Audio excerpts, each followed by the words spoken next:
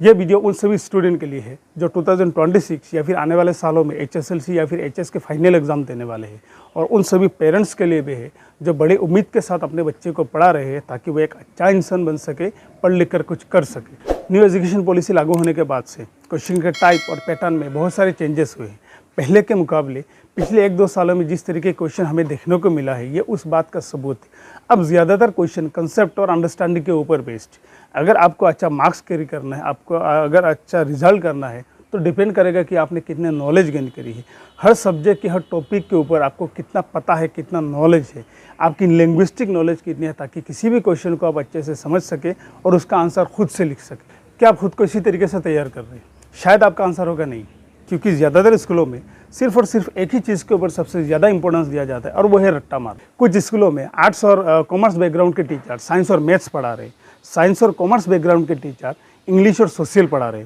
तो ऐसे teacher student को कंसेप्ट के साथ कैसे पढ़ाएंगे जब उनका क्लास 10 के बाद अगर इंग्लिश को छोड़ दिया जाए, बाकी स्ट्रीम के सब्जेक्ट के साथ उनका विशेष संबंध ही नहीं था। जैसे तैसे करके चैप्टर्स को पढ़ाकर ख़त्म किया जाता है। कुछ स्कूलों में तो सभी चैप्टर पढ़ाते भी नहीं है। उसके बाद में दिया जाता है नोट्स देने के बाद स्टूडेंट को पनिशमेंट दे देकर रट्टा मारने पर मजबूर किया जाता है। अब क्लास में जो पढ़ाया है, क्या स्टूडेंट को सब समझ में आ गया? क्या स्टूडेंट ने सब सीख लिया? क्या इन सभी टॉपिक के ऊपर स्टूडेंट की एक अच्छी अंडरस्टैंडिंग हो गई? क्या स्टूडेंट उतना समर्थ हो गए कि किसी भी क्वेश्चन को समझ सके और ख़ुद से उसका आंसर लिख सके? तो ज़्यादातर स्कूलों में आपको इस क्वेश्चन का आंसर मिलेगा ही नहीं। सही मायनों में अगर कहा जाए तो पेरेंट्स को भी इन सभी क्वेश्चन का आंसर ही नहीं चाहिए। पेरेंट्स अपने बच्चे की पढ़ाई के बारे में खबर लेते हैं मार्कशीट के ज़रिए, क्योंकि उनके लिए एक स्टूडेंट अच्छा है या बुरा है वो उसका मार्कशीट या फिर उसका परसेंटेज तय करता है।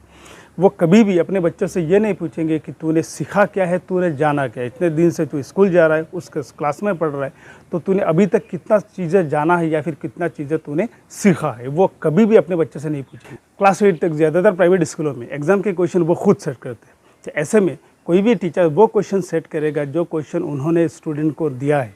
तो ऐसे में स्टूडेंट को अच्छे अच्छे मार्क्स मिल जाते हैं और स्टूडेंट भी खुश और पेरेंट्स भी। इन्हीं स्टूडेंट को जब क्लास 9 से हाफ ईयरली और एनुअल के बोर्ड के क्वेश्चन मिलने लगते तो उनका जो कच्चा चिट्टा है वो सारा सामने आ जाता है।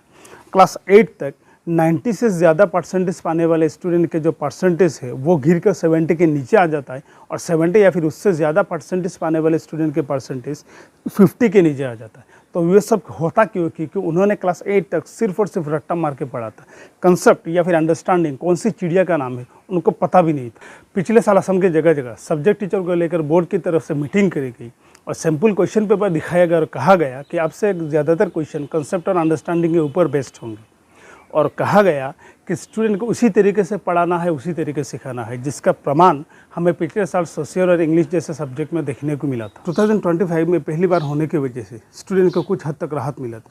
फिर भी HSLC की जो ओवरऑल परसेंटेज है वो 2023 में 72.69 था, 2024 में 75.7 था, वो 2025 में गिर कर 63.98 हो। 2026 या फिर आने वाले सालों में टफनेस का जो लेवल है वो और बढ़ने वाला है, जो स्टूडेंट के लिए बिल्कुल भी आसान नहीं होने वाला है। लेकिन तज्जुब की बात है कि ज़्यादातर स्कूलों में अब भी वही घिसी-पिटी तरीके से पढ़ाया जा रहा है। मतलब एक तरीके से कह सकते हो कि रट्टामार अभियान चलाया जा रहा है। कंसेप्ट और अंडरस्टैंडिंग के ऊपर जिस तरीके से पढ़ाना चाहिए था उसका कोसों दूर तक कोई नामो निशानी ही नहीं। रही बात HS फाइनल ईयर की, स्पेशली आसामीज मीडियम की, तो बाकी सब्जेक्ट्स में स्टूडेंट अच्छे मार्क्स स्कोर कर लेते हैं, लेकिन जब बात आती है इंग्लिश की तो स्टूडेंट्स के हाथ कांपने लगते हैं। चाहे वो राइटिंग स्किल हो, ग्रामर हो या टेक्स्ट बुक हो, इन सभी भागों में अच्छे मार्क्स कैरी करने के लिए आपको थोड़ा बहुत इंग्लिश जानना होगा। ट्रिक का इस्तेमाल करके ग्रामर सीखना, सिलेक्टेड क्वेश्चन आंसर पढ़ के खुद को तैयार करना, ये 3-4 सालों से काम नहीं आ रहा। अब आपको इंग्लिश समझना होगा, जानना होगा, कंसेप्ट के साथ आपको आगे बढ़ना होगा। एग्जाम की प्रिपरेशन के लिए आपको 3 चीज़ों के ऊपर सबसे ज़्यादा ध्यान देना है। Number 1, concept based learning, understanding. आपकी जो लर्निंग है वो कंसेप्ट बेस्ड होनी चाहिए रेदर देन ओनली मेमोराइजेशन, मतलब रट्टा मारना। सभी सब्जेक्ट के सभी टॉपिक के ऊपर आपकी एक अच्छी समझ होनी चाहिए, एक अच्छी अंडरस्टैंडिंग होनी चाहिए, ताकि किसी भी क्वेश्चन को आप अच्छे से समझ सके और इजीली उसका आंसर लिख सको। सिर्फ रट्टा मार के पहले की तरह अच्छे मार्क्स आप नहीं ला सकते, क्योंकि समय और सिस्टम दोनों बदल चुके हैं। Number 2, linguistic knowledge. मतलब आप जिस मीडियम में पढ़ रहे हो उस मीडियम का जो लैंग्वेज है वो और इंग्लिश, इन दोनों के ऊपर आपकी एक अच्छी कमांड होनी चाहिए।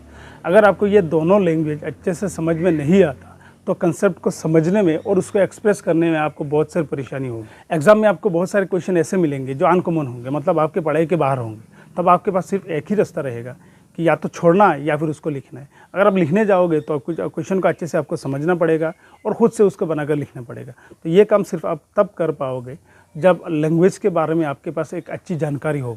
Number 3, develop making capacity. ये एक ऐसा क्वालिटी है जो आपके एग्ज़ाम में आपका जान बचाएगा। तो जितना हो सके इस क्वालिटी को इम्प्रूव करें, इस क्वालिटी को डेवलप करें।